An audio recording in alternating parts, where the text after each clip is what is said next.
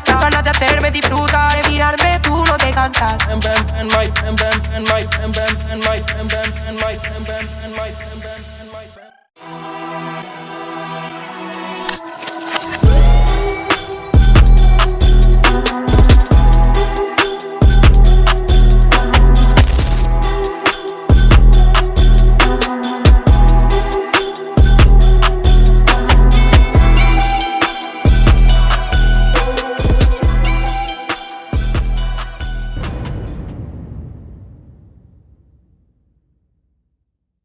La Cazuela de la Espartería. En un enclave privilegiado, junto a la Plaza de la Corredera, encontramos una taberna tradicional donde degustar, en cualquiera de sus reservados, la mejor gastronomía cordobesa regada por los mejores caldos de la tierra. En calle Rodríguez Marín 16, La Espartería. Reservas al 957 48 89 52.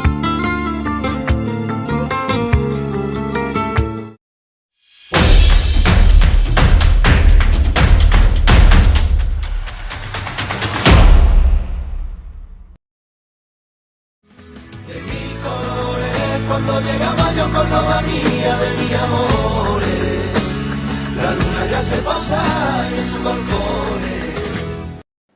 Muchas gracias por el silencio y bienvenidos a este salón de pleno del Palacio de la Merced de la Diputación Provincial de Córdoba. En primer lugar, pues voy a saludar a los miembros que me acompañan aquí en la mesa, empezando por la alcaldesa de Fuentevejuna, Silvia Mellado, el vicepresidente de la Federación de Peñas, Rafael Asencio, que es el ideólogo de esta serie de libros, ¿no? Y a Manuel Gaete, que todo el mundo lo conoce también como cronista de Fuentevejuna. También me gustaría saludar a Isabel Cabeza, alcaldesa de Fuentevejuna, y a todos los mellarienses que hay aquí presentes, así como a otras personalidades del mundo de la cultura. Estoy viendo aquí al presidente del Círculo de la Amistad de Córdoba, a Nicolás de Bari, a miembros de la Academia, a buenas, Luis Ortiz, y bueno, y a todos los que habéis tenido a bien venir a la presentación de este segundo libro de esta colección que la Federación de Peñas y Rafa Asencio concretamente pues quisieron poner en valor todas las tradiciones de la provincia de Córdoba, ¿no? Ya el año pasado fue de la Batalla de las Flores, ¿no, Rafa? Sí. Y este año pues Fuentevejuna, que precisamente hoy, esta mañana, hemos presentado una nueva edición de la representación teatral que hace el pueblo de Fuentevejuna allí en la propia localidad, ¿no? De la obra de Lope de Vega y que tendrá lugar el próximo mes de agosto. Pues sin más, le voy a pasar la palabra para que nos desgrane un poquito más de este libro, de este número de la revista, a Rafa Asencio, así que cuando quiera. Bueno, pues muchas gracias, Gabriel. Bienvenidos todos. Creo que se le ha pasado solamente saludar a los miembros de la Mesa de Cultura que están por aquí, Fabián, Luis, Alberto, que creo que está detrás de Rafa, no lo veo, pero creo que sí. Bueno, bienvenido a la presentación de este segundo número de la colección de tradiciones populares de la provincia. Efectivamente fue una idea que partió de la Mesa de Cultura de Federación de Peñas y que expusimos al diputado de Cultura, en este caso, a Gabriel, que luego hablamos con Marta Siles, y que ha salido adelante y que, sorprendentemente, pues alcanza su segundo número en tiempo y fecha, porque esto es una cosa que nunca se sabe cómo va a ocurrir. El primero se dedicó a la Batalla de Flores, que es este domingo que viene, y curiosamente también este segundo número dedicado a Fuentevejuna va a coincidir con una representación de Fuentevejuna en Fuentevejuna, como tenía que ser, ¿no?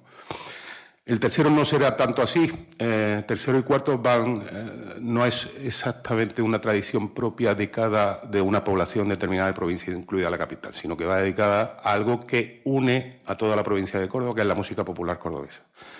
Será un gran hito de la música popular cordobesa. El número 3 y el número 4 estará dedicado a la historia, o sea, está dedicado también a toda la provincia, a la historia del que ha sido el intérprete más conocido de la música popular cordobesa, o sea, los centros filarmónicos, la historia de los centros filarmónicos de la provincia de Córdoba, cosa que será sorprendente porque hay alrededor de 80, desde origen 1879 hasta 2025. La colección, como ustedes ven,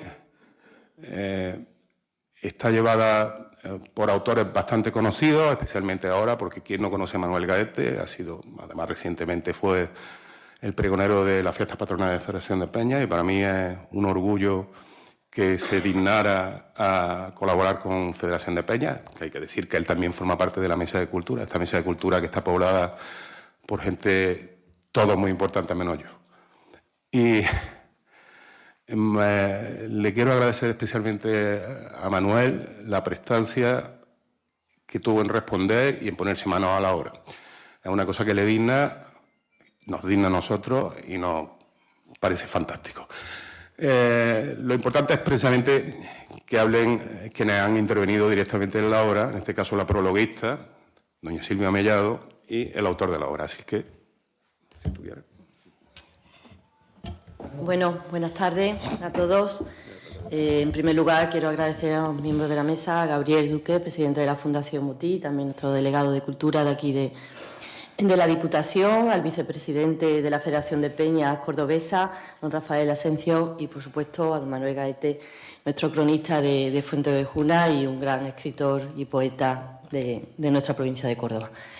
Yo no tenía avisado que iba a intervenir, pero bueno, es un honor poder intervenir en esta mesa, de haber realizado el prólogo de este libro que tanto significa para Fuentevejuna, y a lo que agradezco enormemente tanto a la Federación de Peñas que haya visto bien el que se escribiera este libro, y por supuesto a nuestro cronista, el que siempre tenga en mente su localidad natal. Y efectivamente, como bien decía Gabriel, ¿no?, precisamente hoy hemos estado presentando la nueva edición de Fuentevejuna 2026. Así que para mí eso es un honor que se ponga en este libro pues la historia de Fuentevejuna, una historia que ya lleva una trayectoria muy amplia. Estamos hablando de desde el año 35 que se puso en escena por profesionales del mundo del teatro de la época. Fue en el 35, en el 56, pues en varios años, y luego ya por profesionales, y luego a partir del 92 por los propios vecinos de la villa de Fuentevejuna. Y este legado que nos dejó el gran Félix de los Ingenios, don Lope de Vega, pues hay que aprovecharlo, lógicamente, a nivel local, con esa apuesta por el turismo y el desarrollo que queremos compartir en nuestro municipio y también en la comarca de Guadiato, y que también trasciende a la provincia de Córdoba. Estamos hablando de que esta representación atrae durante los días de representación más de 1.200 personas diarias, por lo tanto tiene una repercusión muy importante, y es una obra que se representa en prácticamente pues por todo nuestro país y también fuera de nuestra frontera. Y de hecho hace poco pude disfrutar en una de las versiones que se han hecho por la Compañía Nacional de Teatro Clásico en Madrid, y ahí tenemos la muestra de que es una obra todavía muy actual, desgraciadamente por muchos aspectos de la obra, pero también porque es una de las mejores del siglo de oro, ¿no? Así que para mí es un placer y un honor que hoy se esté presentando este libro, un patrimonio más literario que tendremos en Fuentevejuna y en nuestra provincia, y eso es gracias a Manolo. Muchísimas gracias, Manolo, a todos los presentes, y a la alcaldesa Isabel Cabeza, que no la he saludado, y a todos los presentes, muchas gracias. Y nada, le paso la palabra al autor de este libro, a este magnífico libro, para que nos detalle pues lo que ha recogido en estas letras. Muchísimas gracias a todos, y le paso la palabra a Manolo.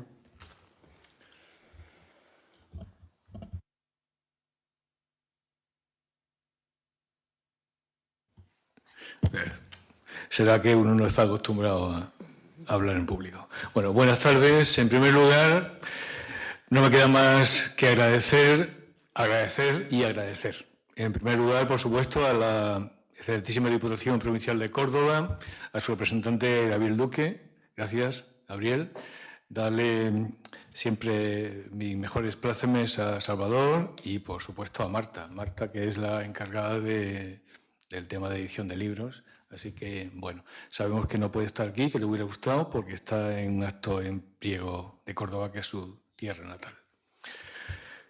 Por supuesto, en segundo lugar, a Rafael Asencio, que confía en mí para delegarme este segundo número de Tradiciones Populares de la provincia.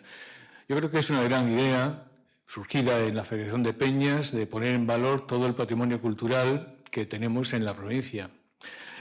Solamente se le puede ocurrir a una mente como Rafael Asencio, aunque él diga que es el menor de la casta, pero no es verdad.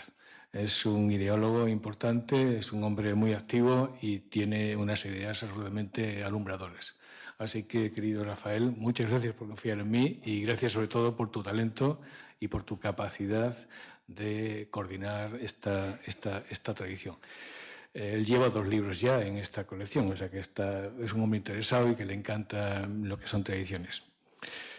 Y, por supuesto, a mi alcaldesa, a Silvia Mellado, que muy pronto dejará de serlo, porque pasa a mejor vida de número 1 por la provincia de Córdoba al Parlamento andaluz, con lo que, bueno, pues la Junta de Andalucía ganará a una magnífica política y Fuentevejuna perderá a su alcaldesa, que tantos años lleva alegrándonos y, bueno, pues complaciéndonos con su trabajo siempre imponderable.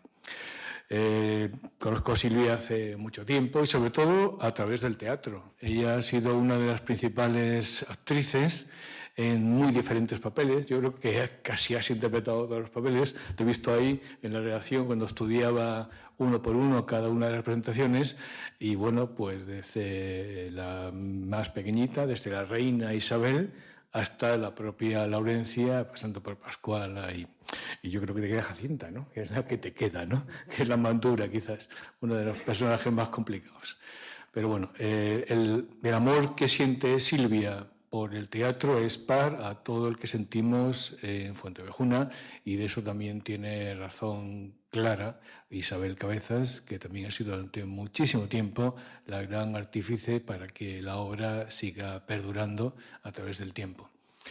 Gracias a José María Palencia, nuestro representante por la Real Academia y sobre todo un gran amigo, que eso es lo más importante que podemos tener en esta vida.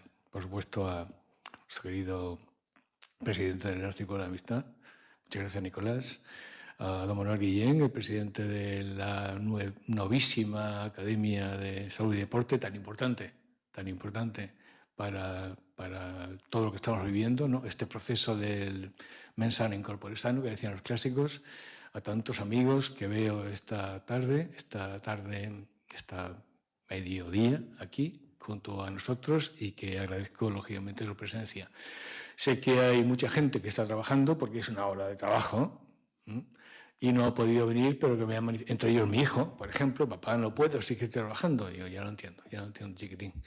Quiero agradecer, por supuesto, también a él, que es el diseñador de esta portada preciosa, que es tan estimulante, y a Paco Osuna, técnico de Fuentevejuna, que me ha ayudado a colectar algunas de las ilustraciones, a mi cuñado, Paco Amaro, que también me ha ayudado en este asunto, y al nieto de Miguel Socero Hierro, que por supuesto aquí también tengo que agradecer su colaboración.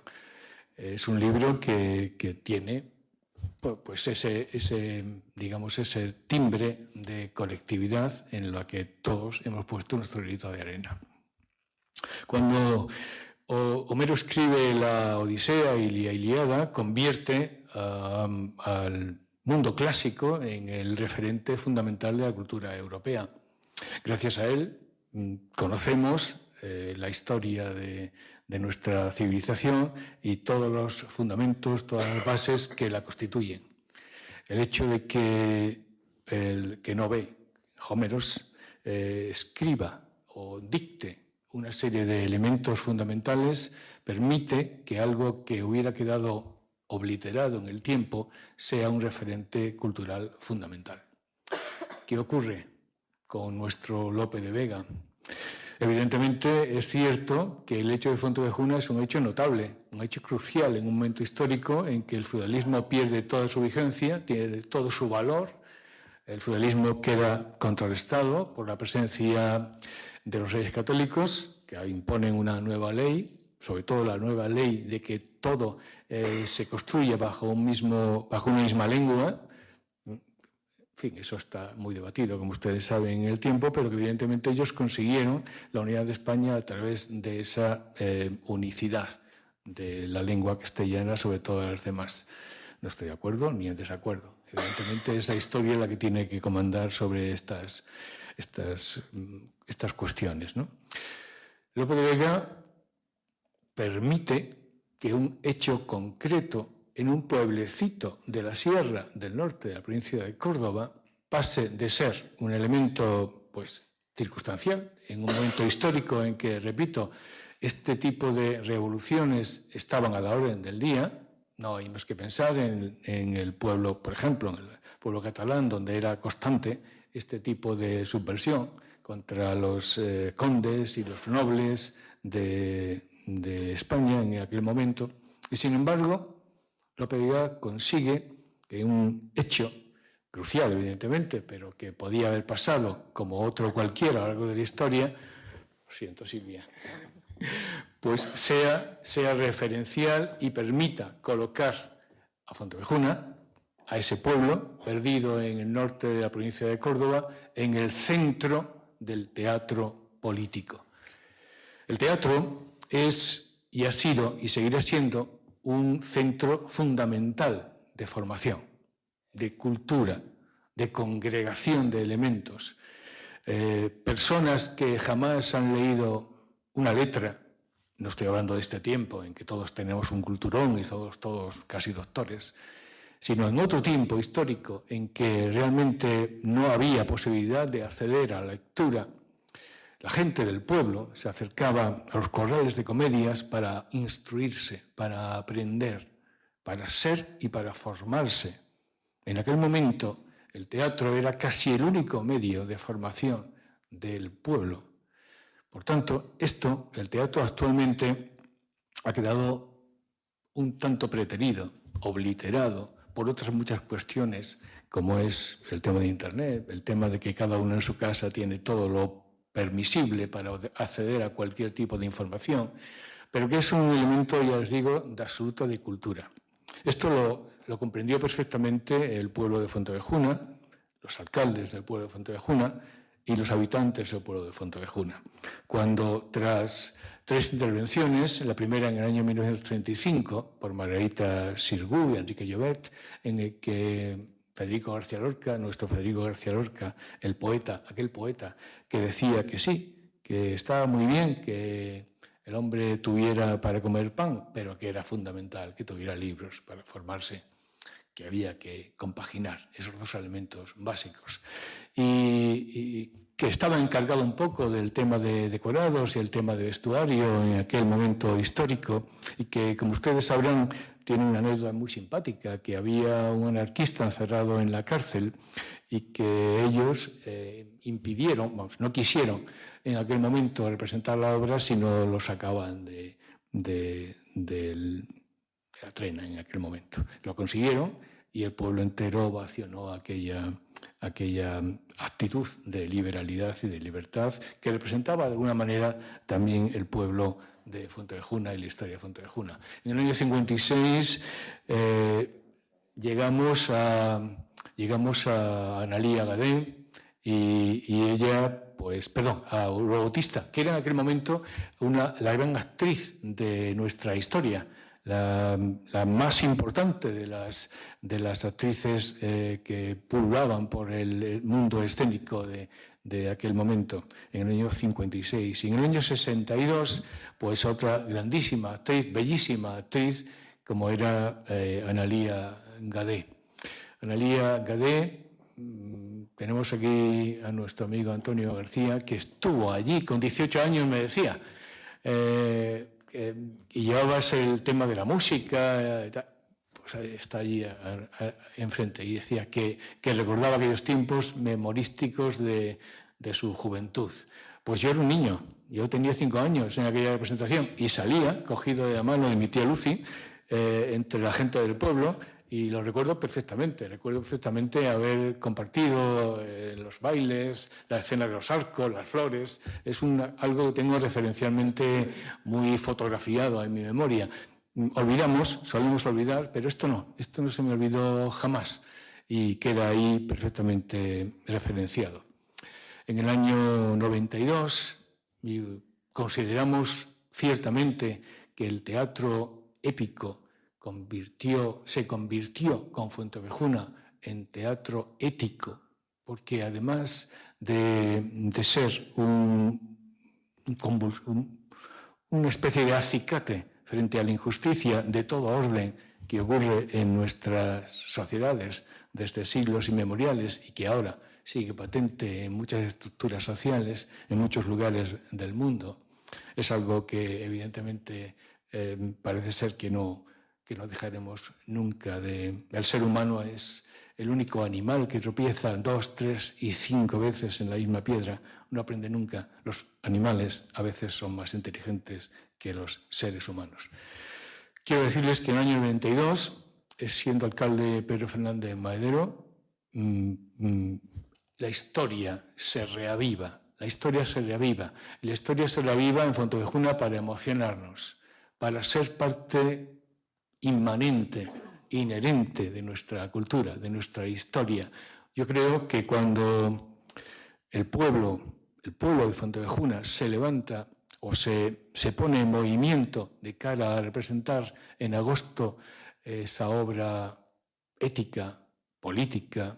Bueno, política, estamos todos de acuerdo en que tanto Menéndez Pelayo como Azorín, como el diputado Martín Björkman han asegurado que es el referente fundamental del teatro político. Ustedes saben que el teatro político es muy importante en la historia del teatro, pero Fuentevejuna se culmina todo lo que son las expectativas del mejor teatro político. Es una obra de teatro que se ha presentado en el mundo entero. Probablemente casi nadie sabe dónde está Fuentevejuna. O sea, si le preguntan a alguien dónde está Fuentevejuna, pues no tienen ni idea, que está en la zona norte de la Sierra de Córdoba. Pero estoy seguro, y de hecho así, en algunos viajes que hemos hecho por el mundo, que si preguntan por Fuentevejuna, todo el mundo sabe que Fuentevejuna es una obra de teatro que representa la victoria absoluta del pueblo contra la tiranía en general, del comendador, pero es en general. La obra se compone de varias partes. En primer lugar, hay un pequeño apartado, es una obra pequeñita, se lee fácilmente, y yo creo que se lee con gusto, porque, bueno, como dice Silvia, como tiene algo de poeta quien lo escribe, pues seguramente le notarán ese gesto poético en cada una de las palabras que se van pronunciando en ese libro. O sea, yo creo que les va a gustar. Que no es un libro, que sí, es un libro histórico, evidentemente, pero que tiene ese regusto, ese acendramiento poético que, bueno, que me gusta infundir a todo aquello que escribo. Quiero decirles que se compone primero de una parte donde se habla de los hechos históricos, el recuerdo que el Alfoz de Córdoba reclama ese asentamiento que tenía desde siempre en Fuentevejuna y que en un momento determinado Enrique IV traspasa a la Orden de Calatrava, por lo que Fuentevejuna estaba dividida. Prácticamente era un pueblo dividido. Parte pertenecía al Alfoz de Córdoba y parte pertenecía a la Orden de Calatrava. O sea que cuando el Ayuntamiento de Córdoba se da cuenta de que tiene la posibilidad de reconquistar Fuentevejuna, rápidamente se une a la revolución, a la sublevación del pueblo, que no es todo cuestión del pueblo, pero que ciertamente tiene su base en ese descontento general, en ese abuso constante del comendador de Calatrava contra la gente del pueblo, no solamente en sus haciendas, no solamente contra sus mujeres, sino contra su propia vida. Llevaba a los hombres que eran labradores de la tierra a guerrear para que los mataran directamente porque no estaban instruidos en la lucha. Por tanto, era una agresión constante contra la dignidad de un pueblo y esto lo supieron hacer muy bien los hombres y las mujeres, sobre todo las mujeres, porque, como bien cuenta Ramírez de Arellano, en ese caso notable de los hechos de Córdoba, la mujer tiene una importancia capital en esta revolución. Eso no es un invento de Lope de Vega, eso es una realidad que ocurre en ese momento histórico en el año 1476, del que se cumplen ahora 550 años. que es mucho. Yo le decía a la alcaldesa, esto de celebrarlo, alcaldesa, porque a lo mejor tú vives para ver 600 años, pero un servidor seguro que no. Así que hay que aprovechar este tiempo histórico para ponderar y poner en valor lo que es nuestra historia. Esa es la primera parte. La segunda parte habla del espacio, ese espacio que es nuestro, ese espacio donde ocurrieron los hechos. No se supone que ocurrieron los hechos. Y ahora miren de las Casas de Eza, lo dice claramente, en aquel lugar donde hoy se levanta la iglesia de Nuestra Señora del Castillo, había una iglesia, que era la iglesia probablemente de Santa María, que estaba anexa a lo que era la casa palacio del comendador y toda la zona noble, la acrópolis noble de Fuentevejuna, y estaba claro que había una plaza donde iba descendiendo y todo ese lugar, todo ese fundamento basal, todo ese fundamento urbanístico sí que existía en aquel momento. Parece ser que, según cuentan algunas crónicas, todo aquello fue arrasado, todos los edificios fueron arrasados, incluso la iglesia en aquel momento, porque se asociaba a la indignidad del comendador, a aquel hombre desaforado que incluso el Cabildo de Córdoba había excomulgado, porque según la sentencia que tenemos reflejada, que es un documento histórico, este hombre cometía actos contra natura. En aquel tiempo, pues ya saben ustedes qué tipo de actos contra natura podía estar, porque evidentemente violar mujeres y acostarse con ellas no era un acto contra natura, era algo bastante connatural entre los caballeros y nobles del tiempo. Les quiero decir que parece ser que arrasaron constantemente. De hecho, cuando los franciscanos que estaban en aquel momento en un lugar aparte, en la Huerta del Fraile, allí por nuestra ermita de Gracia, por donde ponemos lo de la Romería de San Marcos, vivían en un sitio frío, húmedo y tal. Después pasaron en 1520 a estar donde están ahora, en el Convento de San Francisco. Los frailes quisieron recoger los restos del comendador y el pueblo lo impidió. El pueblo impidió que aquellos restos se enterraran en sagrado. Bueno, la historia y el lugar es muy importante. Sobre esto han hablado después autores tan reconocidos como Rafael Calderón, el arquitecto que reconstruyó la iglesia, y sobre todo una persona a la que le Fuentevejuna mucho, que es Fernando Penco Valenzuela, que hizo que su magnífico trabajo, consiguió que nos nombraran Vic, no solamente a la obra de teatro, sino a todos los elementos y a todos los lugares que estaban en torno a esta historia tan peculiar, tan interesante. Después hablo de la leyenda. En esto me extiendo un poquito porque la parte literaria de la historia a mí me parece absolutamente fascinante y es lo que me llama más la atención. Cuando Lope de Vega, en 1619, publica dentro de un conjunto, de un compendio de obras, Fuentevejuna, pues han pasado 150 años de aquella historia. Entonces, ¿qué ocurre? ¿Cómo esa traslación? Es cierto que Lope de Vega, para sus argumentos, saben ustedes que Lope de Vega era un hombre prolífico.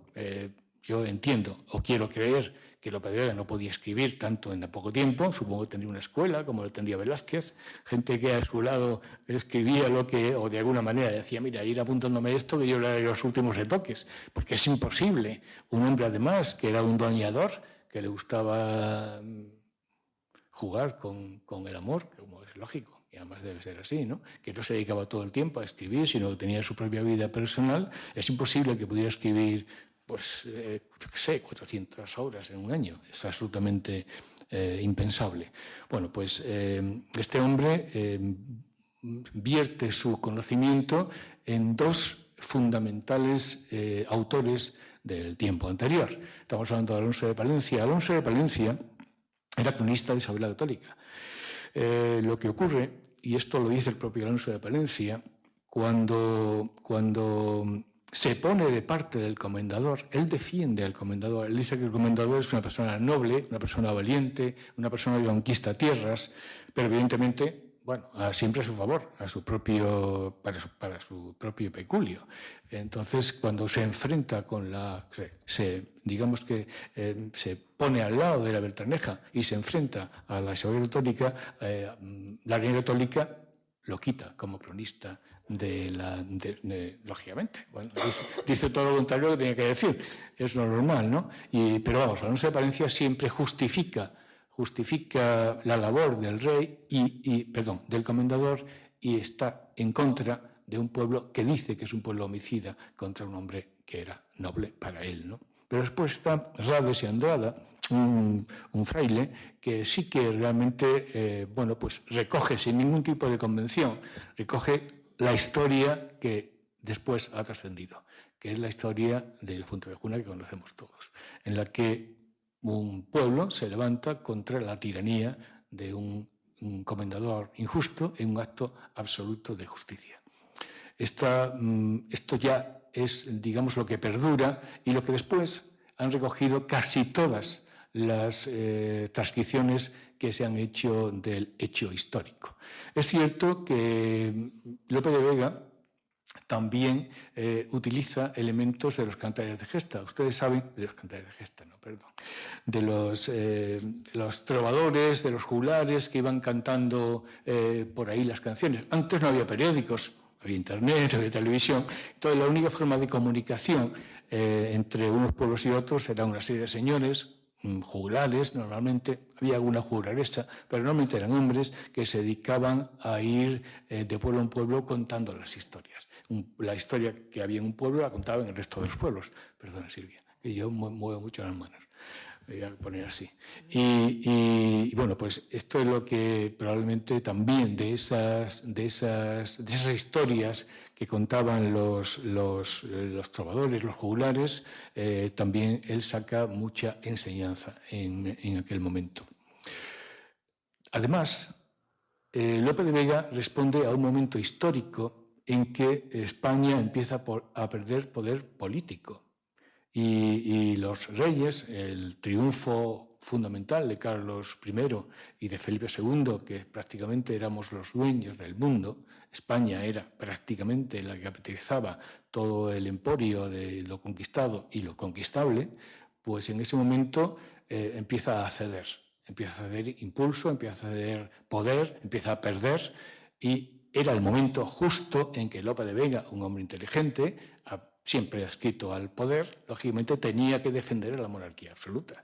Le venía al pelo a Lope de Vega para escribir una historia en la que los reyes católicos eran los que dictaminaban la ley frente a aquellos poderes fácticos, pero menos fácticos cada vez, que eran los comendadores y eran los nobles, porque evidentemente los comendadores y nobles estaban restándole poder, riqueza y territorio a los propios reyes, algo que evidentemente la reina Isabel, que ya conocen ustedes su historia, no estaba permitiendo ni estaba dispuesto a permitir. Por tanto, es un momento también histórico que coyunturalmente imbrica muy bien la obra de Lope de Vega con el tiempo histórico. Pero fíjense ustedes que en aquel momento, curiosamente, y también es cierto que había una revolución clara donde la gente del pueblo, sobre todo el artesano medio, estaba buscando un lugar, empezaban a concebirse los burgos, los gremios, dándose potestad y dándose de alguna manera pues un cierto sentido, un establishment, que dicen los ingleses, un establecimiento, un estamento. Pues también en ese momento una obra como la de Fuentevejuna tenía que haber tenido pues mucho más eco del que tuvo, evidentemente. Tiene que ser, pasa una serie de siglos y tiene que ser en el siglo XIX, con la Revolución Industrial, cuando de nuevo Fuentevejuna, la obra de Fuentevejuna, empieza a tomar una importantísima relevancia en el estamento social y sobre todo en el teatro, ¿no? Y bueno, pues a partir de ahí ya sí que se representa de una manera absolutamente universal, prácticamente por todo el mundo. Hay, cientos de representaciones y llegamos a lo que nos interesa a nosotros, que es cómo Fuentevejuna, en un momento determinado de su historia, en ese año 1992, que recuperábamos el descubrimiento de América en aquel tiempo y que fue un hito histórico en nuestra sociedad, se renueva a sí mismo y entra en este proceso maravilloso de representar Fuentevejuna en Fuentevejuna por Fuentevejuna. algo que no ha dejado de ser revisado constantemente, que gracias a Silvia, a quien evidentemente se lo debo y se lo agradezco, en el año 2016 y en el año 2018, porque estaba Ángel Luis Martín, que es un hombre de teatro, absolutamente, es de los, pues yo qué sé, habría que hacer un monumento a Ángel Luis. Y tuvimos la oportunidad, la maravillosa oportunidad de adaptar la obra de Fontevejuna en esos 2 años. Y yo creo que fueron 2 años que tuvo cierta relevancia, tuvo cierta difusión, cierto prestigio. Se consiguieron bastantes premios y a partir de ahí también incluso el Vic, porque ya en el siguiente ya lo teníamos. O sea, pues todo esto, y es verdad que incluso había una cosa que he notado revisando cada uno de los años en los que hemos tenido esta maravillosa obra, que ya le digo, trasciende lo estético, por supuesto, trasciende lo político y llega a ser algo puramente humano y puramente ético, que no es fácil de conseguir y que se convierte de pronto en lo que es un opúsculo de un pueblo en una obra absolutamente mundial y universal. Yo sí que he advertido que hay gente que repite, por supuesto, en los papeles, pero familias enteras implicadas en el proceso de, si no actúan, por lo menos están en la coreografía, están en el vestuario, están en la luminotecnia. O sea, que realmente es algo tan fundamental al pueblo que si alguna vez desaparece es como si arrancaran la uña del dedo de la carne a un pueblo. Por tanto, es algo que yo creo que cualquier alcalde de Fontevejuna, cualquier corporación que haya en Fontevejuna, tiene que seguir manteniéndolo hasta que la historia nos arrebate a todos y continúen nuestros hijos y nuestros herederos.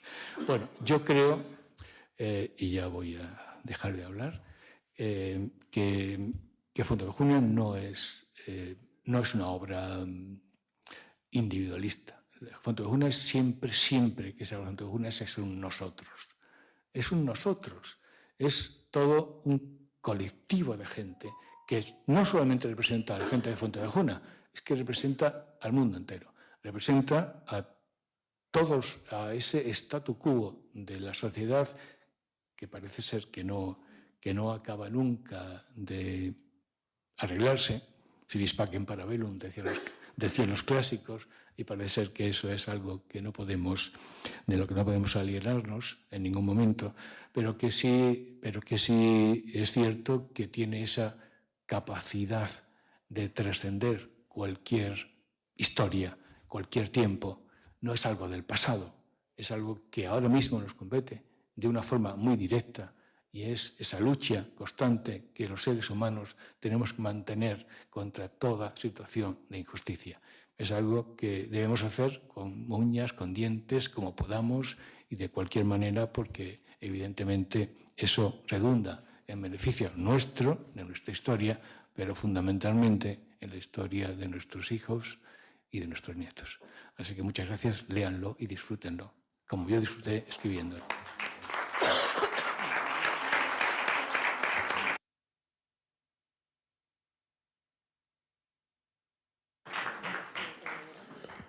Muchas gracias, Manuel. Realmente a tanta sabiduría sobre la obra de Fontevejuna y también sobre su representación en su pueblo.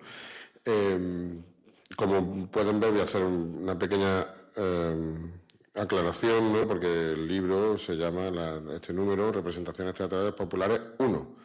No sé cuántos tiene intención de hacer. Hay varias. Hay 10, concretamente, ya en la provincia de Córdoba, representaciones populares, pero como todo el mundo puede comprender, Fontevejuna, de calidad literaria, una obra del siglo de oro de uno de sus mejores escritores, de Lope de Vega, de 1619, pues tiene mucho más empaque que cualquier otra. Pero bueno, todas son lo mismo de dignas, sobre todo cuando participa un pueblo entero. Van a poder recoger ahora el libro cuando salgan, se lo van a repartir ahí en la puerta de aquí del Salón de Pleno. Y nada, espero que lo disfruten, al igual que lo han hecho pues Manuel escribiéndolo y los prologuistas, ¿no? Como Silvia y demás. Y a modo de broma, Voy a decir que Manuel, yo creo que le ha dado el ataque de todo a Silvia, porque le has dicho que le vaya muy bien en la Junta de Andalucía, primero en el Parlamento y luego ya veremos. ¿No? ¿Vale? Venga. Buenas tardes y a disfrutar de Fuentevejuna, que por cierto está de moda. Mañana tenemos cronistas oficiales en Fuentevejuna también.